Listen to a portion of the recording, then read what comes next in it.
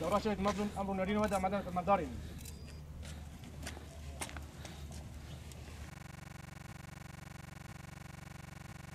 سلاما شهيدة.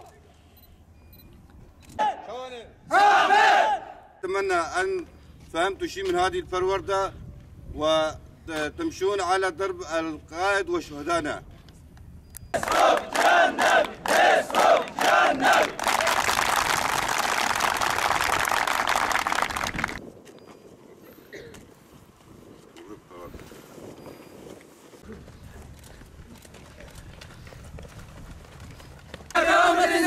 وشرفي أقسم عمدا جاك جبرس سر كابتن. أنا محمد دير الزور من دير الزور، انضميت إلى قوات وحدات حماية الشعب يبكة بسبب أسباب متعددة، وهي أول سبب الغزو التركي على عفرين، ليست عفرين بل مناطق سوريا، منطقة سوريا كلياتها.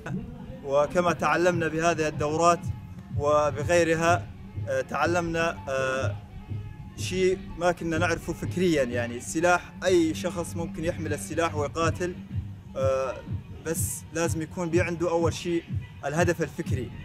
أنا اسمي هافال سيف من مرقدة، انضميت إلى وحدة حماية الشعب اليبكة من أجل مناصرة ومساندة إخواننا في عفرين، لأن القوة التركية بطشت، ونساند ونناضل يداً بيد مع إخواننا في عفرين، نقاتل في جميع الخطوط على جميع الجبهات معهم في عفرين يداً بيد.